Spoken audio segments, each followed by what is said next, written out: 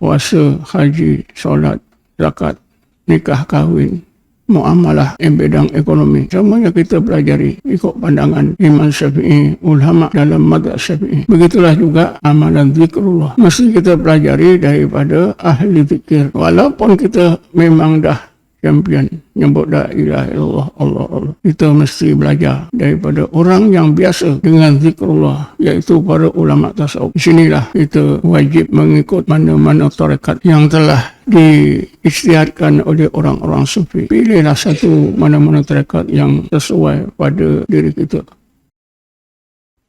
Penyakit ghaflatul qalbi,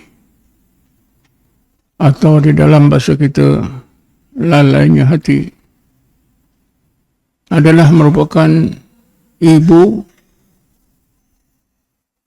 bagi semua penyakit-penyakit dalam hati kita. Berbagai penyakit di dalam hati kita yang setengahnya kita masih ingat dengan segar, seperti malas, bakhil, hasad, dengki, gelisah, tidak bersyukur, dan berbagai sifat-sifat yang lain. Kuncinya adalah ghaflatul qalbi. Kerana itu ghaflatul qalbi atau lalainya hati adalah merupakan ibu bagi semua penyakit-penyakit dalam hati kita.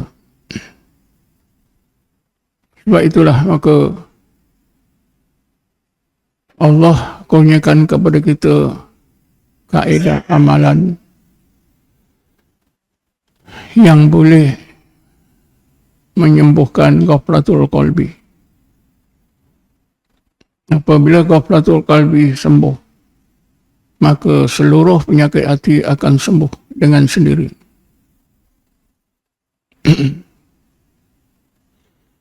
Allah ajarkan kita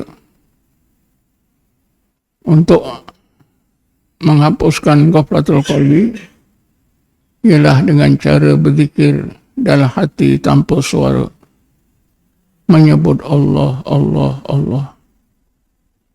Wadhkur rabbaka fi nafsika tadarruan wa khifatan wa dunal jahri minal qawli bil ghudwi wal asal. Hendaklah engkau ya Muhammad sebut dan ingat nama Tuhanmu Allah di dalam hati kamu, di dalam hatimu. Allah, Allah, Allah, Allah. Sehingga keadaan hatimu menjadi tadarruan wa khifatan.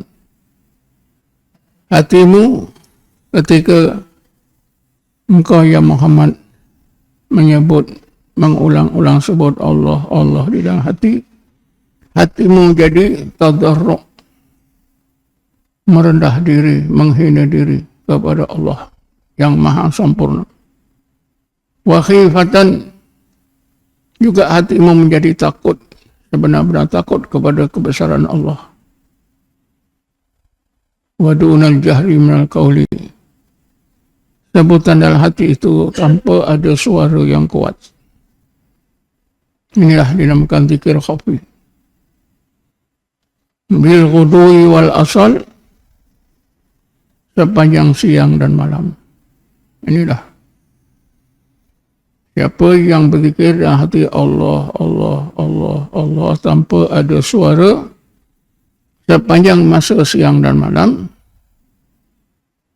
yang bermaksud kebanyakan masa kita gunakan untuk menyebut Allah, Allah. Kerana zikir dalam hati itu memang boleh berkekalan.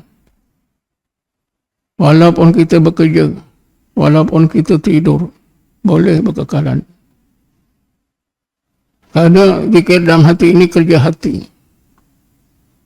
Hati kita, bila kita latih menyebut Allah, Allah, semasa jaga, semasa tidur, hati kita tetap secara otomatik menyebut Allah, Allah, Allah, Allah.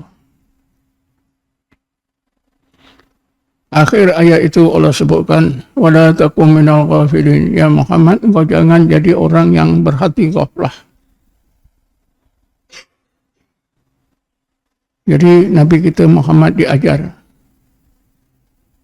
untuk mengelakkan ghaflatul qalbi, ibu bagi berbagai penyakit dalam hati, maka Nabi diwajibkan berzikir dalam hati menyebut Allah, Allah, Allah berterusan 24 jam.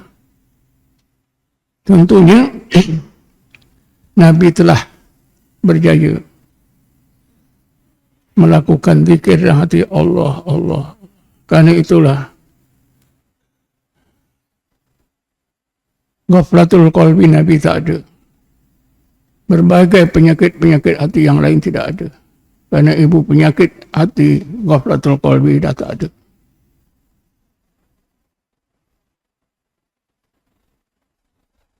Menurut pandangan ulama tafsir, walaupun ayat 205 surah Al-A'raf ini asalnya memerintahkan Rasulullah, mewajibkan ke atas Rasulullah berzikir nanti Allah, Allah, Allah, sehingga berjaya Nabi lakukan. Terhapus sifat ghaflatul qalbi, terhapus seluruh penyakit-penyakit hati yang berpunca dari ghaflatul qalbi. Namun ramai ulama tafsir menegaskan, kalau Nabi yang bersifat maksum diwajibkan berzikir dalam hati Allah, Allah, Allah untuk menghapuskan ibu berbagai penyakit hati, iaitu ghaflatul qalbi, maka apatah lagi umatnya yang memang biasanya tenggelam dalam lautan dosa. Oleh kerana itu, setengah ahli tafsir menekankan bahawa umat Nabi Muhammad juga wajib berzikir seperti yang diwajibkan ke atas Rasulullah SAW. Malahan lebih dikehendaki.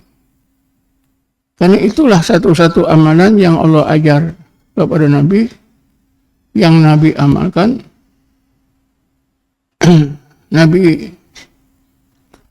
Hati Nabi tidak ada ghaflatul qalbi dan tidak ada sifat-sifat yang tercela di dalam hati Nabi kita Muhammad SAW. Jadi apabila kita amalkan seperti yang Nabi amalkan, insya-Allah ghaflatul qalbi hilang, berbagai penyakit hati hilang. Tidak ada cara lain. Inilah cara yang Allah ajar kepada Nabi Muhammad, yang Allah ajar kepada kita, yang Nabi kita telah pun ajarkan kepada setengah sahabat dan telah pun kita terima daripada ulama-ulama yang bersambung-sambung dari dulu sejak Nabi sampailah ke zaman kita. Ulama yang mengajarkan zikir Allah, Allah seperti yang Allah ajar kepada Rasulullah, ulama tersebut adalah ulama tasawuf. Ulama tasawuf lah yang mengajar kita amalan zikir di dalam tarekat. Jadi at-turuq as-sufiyah, berbagai tarekat yang diajarkan oleh orang-orang sufi, semuanya berasaskan kepada Quran, pada hadis. Zikir-zikir yang diajarkan oleh mereka adalah merupakan sunnah muttaba'ah, sunnah yang wajib kita ikuti. Karena itulah satu-satunya amalan, satu-satunya kaedah untuk membersihkan sifatul ghaflah dan berbagai sifat-sifat buruk dalam hati kita. Bila bersih dari sifat-sifat yang tercela dari hati kita, maka barulah Allah tanamkan sifat-sifat yang terpuji. Seperti taubat, sabar, syukur, khauf, takut kepada Allah, raja, tawakal, zuhud, redha dan mahabbah. Semua sifat-sifat baik ini akan tertanam bila sifat-sifat buruk itu hilang. Dan sifat-sifat buruk ini akan hilang bila ghaflatul qalbi tidak ada lagi di dalam hati kita. Mudah-mudahan ketakwaan kita diterima Allah, tawakal kita diterima Allah. Kita menjadi hamba Allah, sebaik-baik hamba Allah. Bila melakukan suruhannya, amal menjadi amalan yang terbaik. Seperti yang Allah firmankan dalam Quran. Wa basyiril ibad alladzina yastami'una al-qawla fayattabi'una ahsana. Ya Muhammad, engkau beritahulah kabar yang benar, lagi mengembirakan para hambaku. Para hambaku itu ialah orang-orang mukmin yang bila mendengar pengajaran Allah, mereka lakukan perintah Allah itu dengan amalan yang terbaik. Ulaika alladzina hadahumullah wa ulaika hum ulul albab. Mereka itu orang-orang yang benar-benar dapat hidayah dari Allah. Mereka itulah golongan ulul albab, yaitu golongan orang-orang yang sentiasa berzikir terus-menerus dalam hidup mereka, siang dan malam.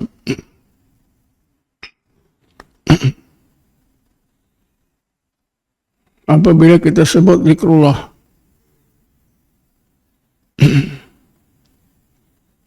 maka janganlah kita sangka bahawa amalan zikir ini mudah. Memang mudah, tapi jangan disangka mudah sehingga kita tak perlu ambil berat untuk belajar. Atas alasan dah ilaha illallah dah biasa, Allah dah biasa, aku boleh buat. Bukan begitu. Sesuatu amalan yang memang dah biasa pada kita, mestilah kita pelajari daripada orang yang biasa berzikir. Apa juga amalan, mestilah kita belajar daripada orang yang biasa, ulama yang biasa mengamalkannya.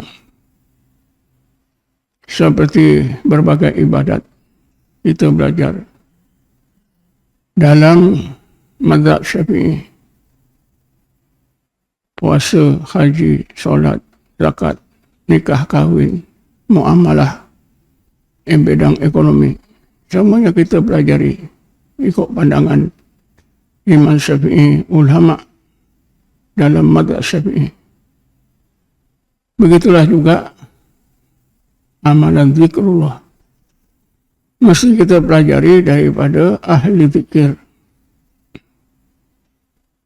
Walaupun kita memang dah champion nyebut la ilaha illallah, Allah, kita mesti belajar daripada orang yang biasa dengan zikrullah, iaitu para ulama tasawuf. Di sinilah kita wajib mengikut mana-mana tarekat yang telah diisytiharkan oleh orang-orang sufi. Pilihlah satu mana-mana tarekat yang sesuai pada diri kita. Ahmadiyah, Qadiriyah, Naqsabandiyah, Satariyah, Saziliyah, Rifa'iyah, Mujaddidiyah dan sebagainya. Pilihlah.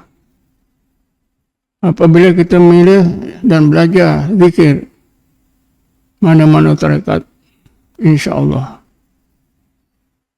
zikir inilah yang mampu menghapuskan ghaflatul qalbi. Karena zikir seperti inilah yang Allah janjikan boleh menghidupkan hati. Dan setelah hati hidup, Allah limpahkan dalam hati yang hidup itu cahaya. Bismillahirrahmanirrahim.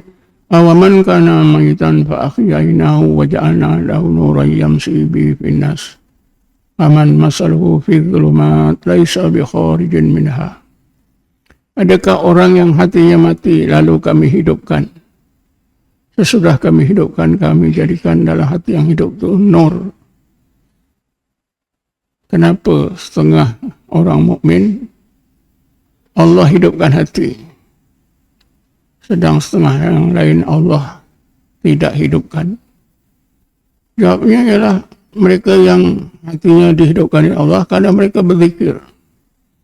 Bukan sembarang zikir, bukan zikir yang dibuat-buat, tapi zikir yang dipelajari daripada ulama tasawuf, yaitu zikir-zikir yang diisiakan oleh ulama tasawuf yang dikenali dengan at-turuq as-sufiyah, berbagai tarekat ulama tasawuf.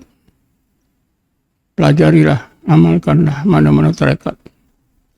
InsyaAllah zikir dalam tarekat yang kita amalkan itu akan dirahmati Allah, hati kita akan dihidupkan dan diberi cahaya.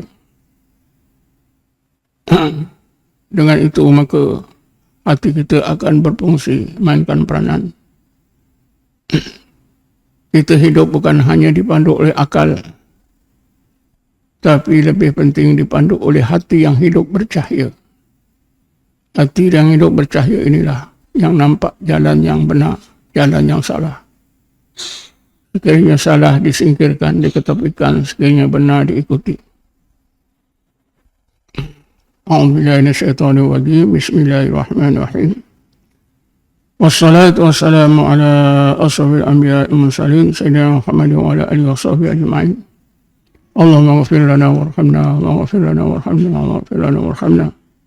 Li abaina wa ummahatina wa li dhawil huquqil wajib alaina wa lil muslimina wal muslimat wal mu'minina wal mu'minat rahmatika ya arhamar rahimin. Allahumma inna nas'aluka at-taubata wal inabata wastiqamata ala syariatil gharat wa bayda. Allah ja'alna mustaqiman wa la taj'alna saqiman ahad. Allahumma mun alaina bil tawfiq istiqamata ala syariatil gharat wa bayda.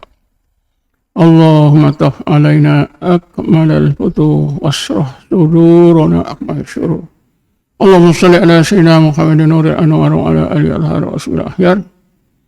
Sallim tasliman kasih ya arhamar rahimin. Allah ya rahman rahim. Wa ya hadiyal mudillin wa ya nasiral muslimin wa ya rahmat dha'afa wal maskin.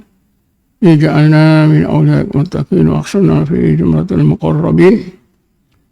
Warzuqna khairal darin wafatna min syarri kaunaini. Rabbana atina fid dunya hasanah wa fil akhirati hasanah wa qina adzabannar. Walhamdulillahi rabbil alamin.